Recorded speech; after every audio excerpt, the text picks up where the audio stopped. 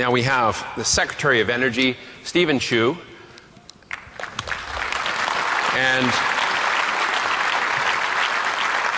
innovator galore, CEO and product architect at Tesla, CEO of SpaceX, and creator of PayPal, Elon Musk. Elon, thank you for joining us. We'll put Elon here and Stephen there. It'll be great. So we're going to have, again, have some fun, have a bit of an informal chat with two giants. And I thought I would start it off a little bit fun, maybe a little bit risque, that I understand, Stephen, that you have a Nobel Prize on your wall. And that some people have said, hey, when you're dealing with Congress and talking about sequesters, maybe you should take it off the wall, and when you're having a meeting with that senator and say, hey, here's what I've got, what do you have? Bad idea. Bad idea. Hasn't worked for you. I also heard at one of the inaugural dinners, Will.i.am came up to you and said, you know, Stephen, you're really, really cool, but one way to get even cooler is to change your name to MC Energy, bitch. Taking it on Is that true?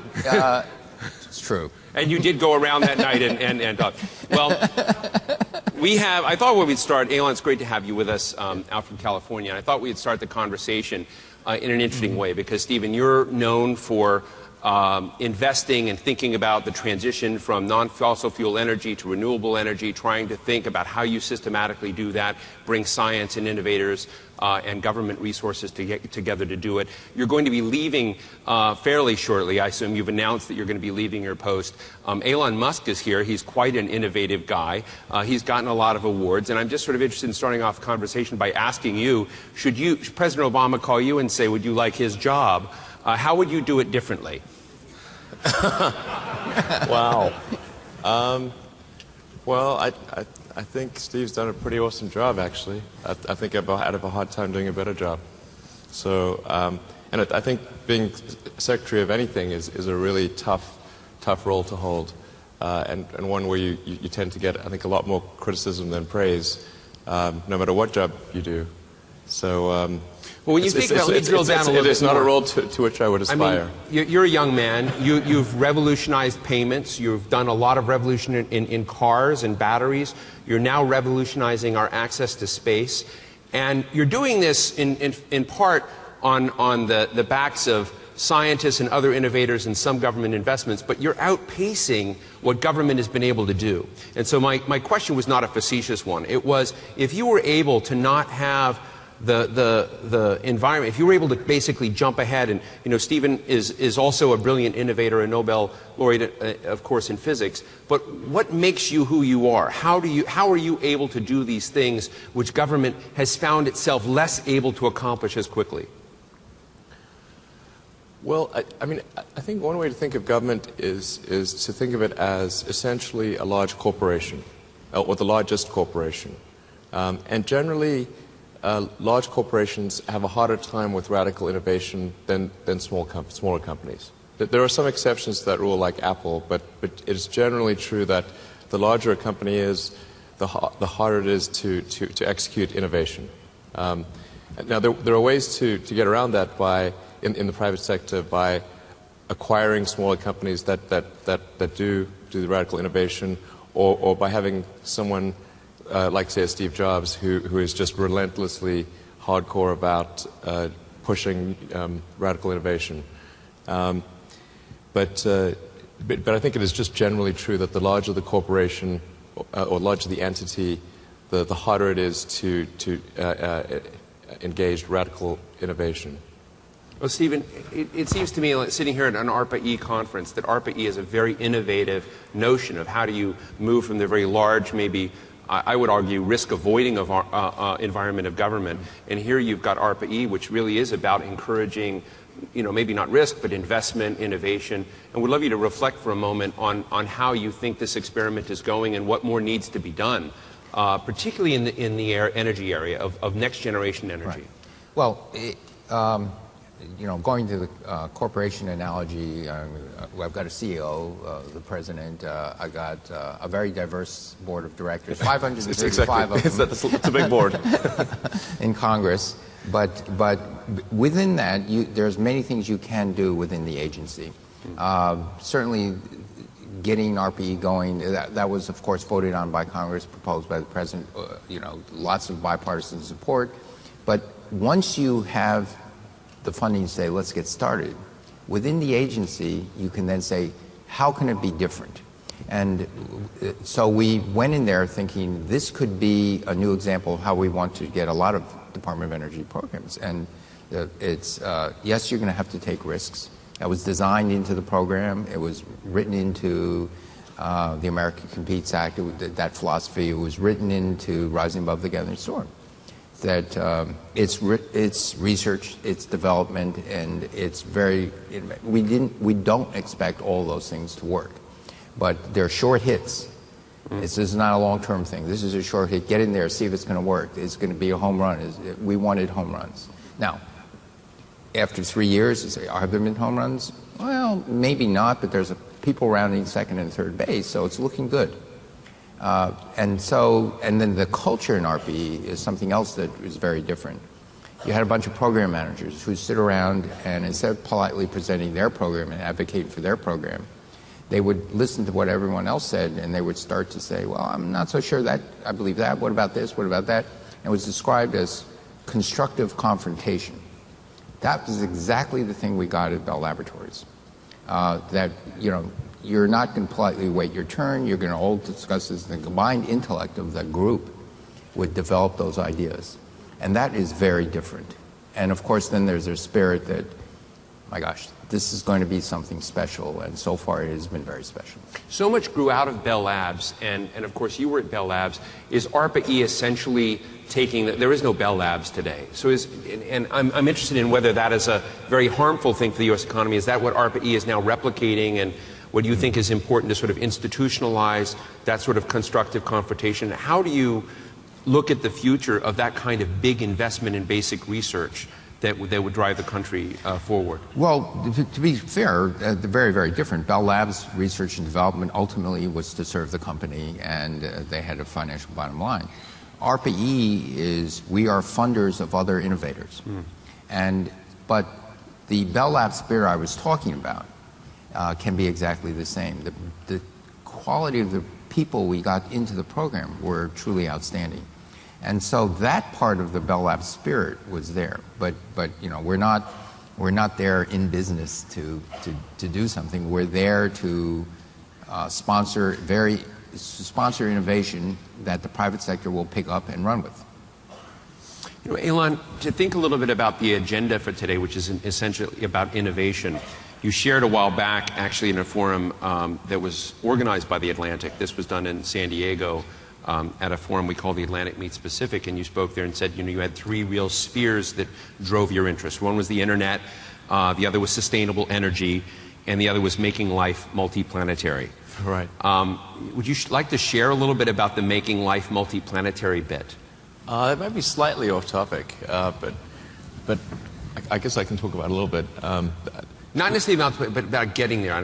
Here's about the innovation with rockets, with space, with batteries and cars, which I assume are somehow, in your mind, integrated as component pieces of changing the way we live, creating sustainability, and thinking about moving into other spheres. Well, the thing that really, when I was in university, I tried to think about what were the things that would most likely affect the future of humanity, at least as far as I could see. And the three things seem to be the internet, sustainable energy, which requires both producing it in a sustainable manner and consuming it in a sustainable manner, and then the third being extending life beyond Earth on a permanent basis, so become a true spacefaring civilization, a multi-planet species. And I thought, as one sort of thinks about the future history of humanity, if we don't take those paths, then it will be really very different. If there was no internet, if we were unable to sell sustainable energy, obviously there would be economic collapse. If we were unable to become a spacefaring civilization, then eventually something would happen on Earth that would eliminate civilization as we know it. So I thought those three things needed to be addressed.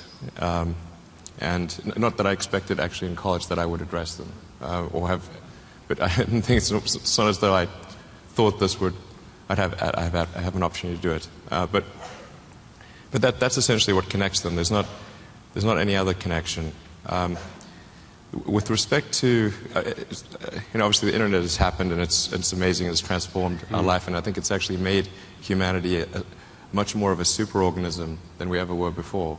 And it's given humanity a nervous system. So it's like every cell in the body knows what the rest of the cells are doing, essentially, whereas previously that would occur via some sort of process, more like osmosis, as opposed to, your brain knowing what your toe knows. Right. You can be in the middle of the Brazilian jungle. If you have a satellite phone connection, you're connected to all of humanity's knowledge, which is pretty amazing. So, but I think as far as Earth is concerned, I think the biggest problem that humanity faces is one of sustainable energy. If we don't solve that problem this century, independent of any environmental concerns, we will face economic collapse. This is obvious. It's tautological, really. It's either sustainable and or this it's is not part of what sustainable. you brought into Tesla, that you're concerned about energy, batteries, and it brings us, really to Secretary Chu. You have a robust. You're one of the recipients of a large grant from the Department of Energy. Not a Tesla, grant. Or grant? No, not a grant, loan? a loan. Yes. If we'd like to change those terms, of course, this would be a good opportunity. We were back in the green room, and I could tell a deal had just been done. It's with interest, I should say. With interest. Okay. In D.C., everything's a grant. Good try. Yeah. But in sustainable energy, I assume that the loan that you have with interest is really built around a partnership and looking at next generation batteries and opportunity in creating this. And so I'm interested in how you see your own product in this. And Stephen, I'd love to draw your thought on why this investment, well, not investment, exactly. loan makes sense. Sure. Well, first of all, I think it's worth just talking a bit about the program under which we received the loan. It's called the Advanced Technology Vehicle Manufacturing Program. It was actually signed into law by President Bush, although people think it was signed by Obama. No, it was actually signed by President Bush. And then there was I think quite a careful consideration of the applications that came in. And one of the requirements, actually, of that loan was that you had to be a viable company. And as a result, General Motors and Chrysler were ineligible at the time because they were going through bankruptcy proceedings. Unfortunately, are they back to viability now in terms of the grant makers or the loan makers? Yeah, I think they're more or less back to being viable. That required, obviously, dramatic restructuring. But because the bailout of GM and Chrysler occurred roughly the same time as the announcements for the Advanced Technology Vehicle Manufacturing Program were announced, people conflated those two and thought they were the same thing. They were very different things. And in fact, in order for us to the program is milestone based as well. So in order for us to receive portions of the loan, we must make progress along with concrete milestones. And I think that's a very sensible way to structure a program. And that's why, for example, one of the participants in the program, the disbursement stopped when that participant was unable to complete the milestones. So I think that's a very sensible way. I think it's really structured very well. Are you hitting your milestones? We've hit all of our milestones, yeah. And Stephen, how do you feel about this program? Are the other car companies going to apply and try and move this forward? Is this something that Tesla's the single loan recipient of right now, or you? No. Okay. First, they're not. As Elon said, GM and Chrysler were not eligible. Ford was. Ford applied for a loan, our largest loan. We think that that loan will be repaid. We have full confidence Ford. Nissan makes cars in Tennessee, including Nissan Leaf, and they wanted a loan to start, making cars in Tennessee like the Leaf. We think that loan is going to be repaid. Those are the two biggest loans to car companies. There are others which may be at risk, but I would say any new car company, but in those days, even Ford, Nissan was not considered a risk, but even Ford was considered risky. But what it did is it preserved over 35,000 jobs just for that one loan, Ford, and allowed them to retool to go to higher stage robotic automation, so that they can program on the line instead of programming to generate just one type of car. The line could be reprogrammed very, very quickly, in months, weeks, so that they can produce something else. So it gave them a manufacturing capability in the U.S. That would keep the jobs in the U.S. So now with Tesla, this is a very innovative company. Any new company bears some risk, but on the other hand, its way of innovation, the way it's pushing this, it's a totally different approach to an old electric vehicle. They're an incredibly vertically integrated company, meaning that they not only design the entire platform, the drive, the motor train, the electronics, they even design the test equipment for the acceptance of the parts. And they work with the suppliers. And I don't want to sound like an ad for Tesla, No. but I'm just saying Please that. go on. But this is the innovative, it's the best of American innovation in the sense that it's a totally different approach. It's a radical approach, and if successful, it's going to be the wave of the future. One of the reasons why I like ARPA-E so much, and I've met many of the people who attend this meeting from last year and this year, is that there are real innovators and business people out there struggling, trying to kind of fix whatever puzzle they're dealing with. They're not only dealing with it within the U.S. context, they're dealing with the realities of a globalized world. And when you think about the kinds of, you're from South Africa, you're whether it's SpaceX or you're dealing with technology, you're now dealing with a global format. You're emphasizing U.S. jobs, U.S. technology, which I think is also important because there's a sense that stewardship here is something we need to get back to thinking about, and we may have lost that track. Do you get a sense, and let me ask you as a businessman, do you get a sense that the United States, you cited the Bush administration for signing this, but do you think we're beginning to shift? I remember a McKinsey report saying that America benefited tremendously from every offshore job. I remember in earlier presidential administrations, advisor to the president said it didn't matter what we made in the United States, a potato chip and a semiconductor chip are the same. And do you get a sense that there, some people call it industrial policy, but let's just call it, a renewed sense that manufacturing and that creating things in the U.S. economy is back, and that takes smart policy. And I'd love to get your thoughts on this, Stephen. You're leaving your job soon, but you've been at this. Yeah. And it's a hard nut to get people to believe that the government can really make a positive impact. Well, it is smart policy, but let me, it's a great question. Here's the thing. There are some who say a job is a job is a job. And service jobs are the same as manufacturing jobs. I strongly disagree. If you look at how the United States is embedded and how we got to where we are, and this is looking back but also looking forward, the jobs in manufacturing that you invent in America, you manufacture in America, you produce here, have all the other secondary service jobs associated with it, so that's greatly leveraged. The other more important thing to realize is if you looked over, there was Michael Spence, a Nobel Prize-winning economist, a friend of mine, happens to be from Stanford. He and a colleague of his published a paper about 6 months, 8 months ago that looked at jobs and all the new jobs that were created in the United States over a 20-year period, and they divided it into service jobs, into manufacturing of tier 1, tier 2, tier 3, all these things. But he really divided between what would be called things that you do that are tradable and things that are not tradable. Let me give you an example. If you're a farmer and you grow wheat or corn, that's tradable. You can ship it abroad. Cars are tradable. Things of that nature are tradable. What's not tradable? The U.S. Secretary of Energy is not tradable. It's the U.S. Secretary of Energy. Restaurant jobs are not tradable, right? It's serving that. Most hospital jobs are not tradable, okay? The job growth in the United States remarkably grew a lot. Very healthy time and period in the United States, 1980 to 2000, 20 years.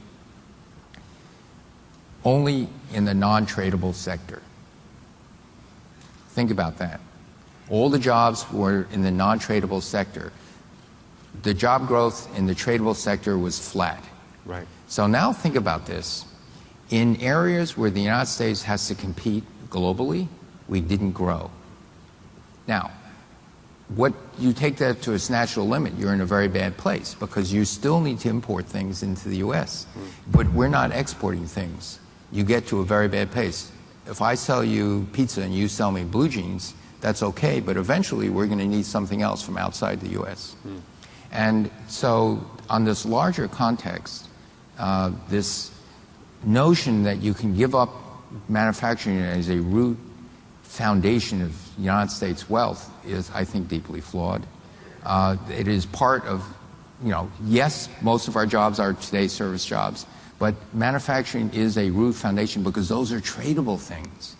And not only that, in terms of the wide diversity and talents in the American public, you want, not everyone's going to be a stockbroker or something like that. And so, so that's another thing where, yes, good sensible policy to actually force us back to look at, in the long term, what will be good for our citizens.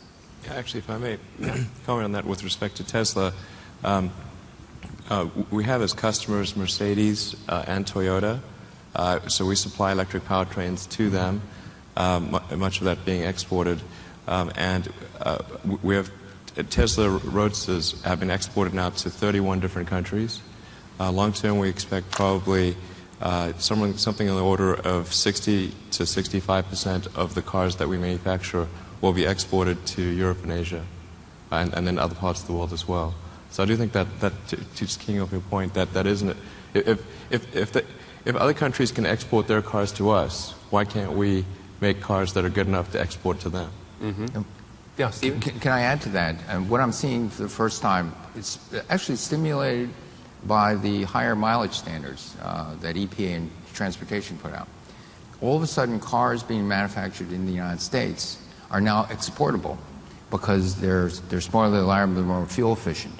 And so what you think would be a, quote, regulation telling us how to do our business is actually stimulating this thing in a very subtle way where except from a few exceptions, if you're only making cars that get 15, 20 miles to a gallon, that's not mass market exportable. If you're making cars that get 35, 40, 45 miles a gallon, that is. And so that's another thing that's you see beginning to happen. The car manufacturers are beginning to say, you know what, we can build in the United States and export rather than build in another country. Well, I remember I worked for Senator Bingaman in the 1990s. I remember at that time in this arena, we had Sandia National Laboratories there, and they had cooperative research and development agreements with very large firms like Intel, General Motors, and others. And the guys that were running the GM Creta were very explicit and overt that they had the agreement to try and take all the dual use or non-national security technology they could get out of the agreement and to apply it to their facilities in China. And they said, if we didn't do that, we won't be there in 30 years. So this was raised interesting ethical questions for me as a taxpayer-supported national security research. But it's hard to get these equations right because technology flows, PhDs flow, and you have it. But while we have just a few minutes left, I'd like to ask you, you're both such giants in the world of innovation. And Elon, you've not just done, it's ironic because you've had some tough media recently in the New York Times. I was just reminded that this was entirely your fault, not because of a bad car. Of course, but Elon's first foray into business was a company called Zip2, which the New York Times was an investor in, and you actually helped take the New York Times online. That was years ago, I realized. I think that's called hoist on your own petard. Yeah. So, but from that and PayPal and Tesla, of course, Solar City, where I've interviewed a number of your friends and colleagues that have helped put that together. And Stephen, with you and your in your research work at Berkeley and others, forget yourself as a powerful Secretary of Energy, but just in terms of innovating, thinking out of the box, and doing things that no other people have done before. We have 3,000 people in the room who are struggling to find that kind of what are the right ingredients to make innovation work, not just innovation, but then disrupting incumbents, getting finance and capital, partnering in the right ways. And I'd love to just get 2 or 3 important lessons from you that this crowd should hear as they struggle with their own aspirations. Okay. Yeah.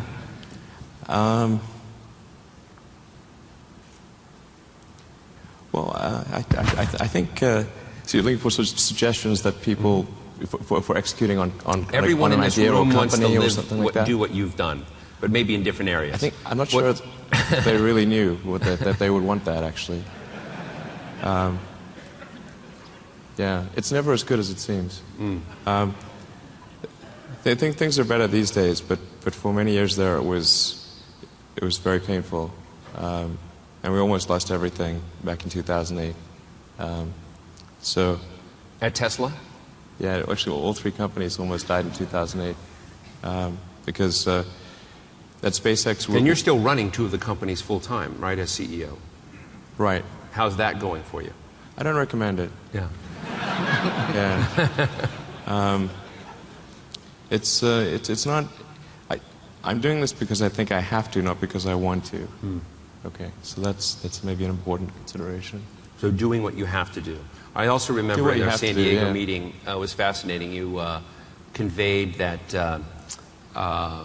the only limits on you and your aspirations were physics. I thought it was a really great line. Yeah. Well, I'm not saying that I can do anything within the limits of physics, but I'm saying if physics says you can't do it, then you probably can't. Yeah. Or you should get a really big Nobel Prize. Yeah. One of the 2. Yeah. Yeah. You know, generally important to observe the laws of thermodynamics and conservation of energy, momentum, and that kind of thing. I see. Yeah. Stephen? Yes, I would agree with And that. I want to direct this to... Yeah. Okay, we're straight on laws of physics, but thoughts for innovators in the room? I think when I look at both what I've done, to a certain extent what Elon's done, what a number of people have done, you cast around and you look for areas that you begin to see either a glimmer of a new breakthrough type of thinking, or some technology in this sector has been left alone and not applied to that sector, or there's just a need based on an emerging market, and those are the things that actually can be real drivers for success in innovation. When you see a glimmer of a breakthrough, I mean, Elon was telling me when he was a graduate student, he was into energy storage and supercapacitors, things like that. And I think many of us saw 8-10 years ago, battery technology before that was crawling along, and all of a sudden you see, wait a minute, there's beginning to see something that will take a different slope. And if you think that it could take a different slope, do those things that develop that technology and surround you with people that help you develop that technology so you become the leader. Okay, but there's something behind you that's building wave that you're going to ride. And so that's very important. And so in the things I did in my research career when I was a graduate student, lasers had been demonstrated in the early 60s. The tunable laser was invented by 1970. By 1972, even though my thesis advisor had not been in lasers, didn't know lasers, I told them, you know what, we got to get into this technology. But you get into it not by purchasing a laser, you get into it by building the next best thing that keeps you ahead of the pack, and then you can do science no one else could do. Yeah. I can make two recommendations, which actually do slightly key off physics, which is, I think a lot of times, if you want to do something really innovative, you have to apply a sort of first principles analysis, and don't reason by analogy. Analogies are referencing the past. So first principles means you look at the most fundamental truths in a particular arena, and the things that really are almost indisputably correct, and you reason up from there to a conclusion. And if you see that conclusion is at odds with what people generally believe, then you have an opportunity. Now, you can't operate like that on all things because it takes too much mental horsepower. So most of your life you have to operate by reasoning by analogy. But if you really want to innovate, you must reason from first principles to identify the problem. And then you also should seek negative feedback. This sounds like a strange thing. And from your friends and from people who are knowledgeable. People will not give you the negative feedback. Be cruel to be kind. No, it's not. You need to understand where you're wrong. It's got nothing, and put feelings aside. And a lot of times people can look at what you're doing and they know that it's wrong, but they don't want to hurt your feelings, and that's why they don't tell you. So yeah. Yeah, Stephen. Yeah, we're right at the end. But go ahead. You're the boss. I agree with for a few more days. It'll be longer than that, but but I think I agree with everything Elon said. When you look at new technologies and you look at there could be this thing called wild claims, but what are the quote theoretical limitations, but not theoretical a la the Heisenberg uncertainty principle. There's a lower theory that says beyond this it's just it's not going to make it. And then where is the technology? And then you say, how much space is there between that realistically you can get there in 5 years? Okay. And that actually helps define things and focuses the mind on what you should be thinking about, what you shouldn't be thinking about. So there are many things like that I think successful innovators do all the time. The constructive feedback, the honest feedback is exactly what we were establishing in RPE that's now being infected in the rest of the departments of energy. If you hear an idea that you don't really agree with, instead of politely sitting there and being polite, you say, no, I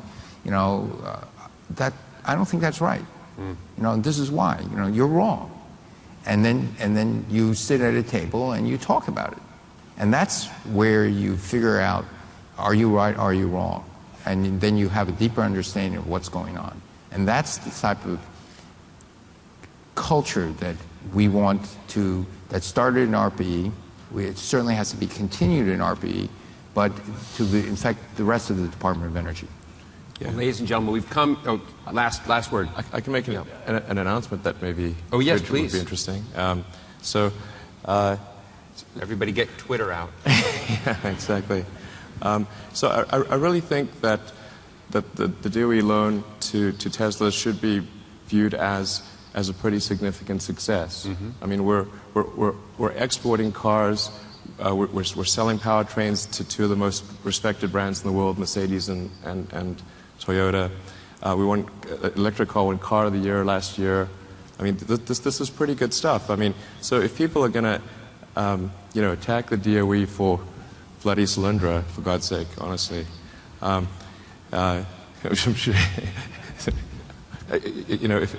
there should be some praise for the DOE when there is a success. I think you just helped DOE stock go up.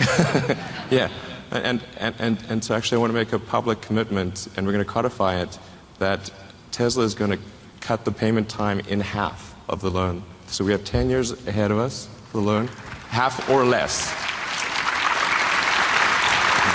Great. Well, we are 2 minutes and 47 seconds over, but I think when you're sitting with two of the most brilliant innovators in the United States, they can lend us that little extra time. I want to thank you both for sharing your insights into how to make this work. I know I teased you a little bit about the government-private sector thing, but what we're doing here, and I think what ARPA-E is doing, is so important of essentially creating a platform, raising aspirationally where we need to go as a nation, bringing participants into this so that they can get constructive feedback, negative and positive, and that they've got real-world examples to see what you've done over and over and over again. If we had another hour or two, it's interesting, I've had an opportunity in my position to interview a lot of geniuses, and when you're around genius, it gives you an opportunity because people organize the way they see the world. These guys are slowing down a little bit for us right now. But when you're having a beer with them late at night, you can sort of see how they see the future and how they're operating, and it is really incredibly valuable to all of us and to people in the room that you take the time to share with us and give us some on-ramps into how you see innovation and how it works. So thank you so much.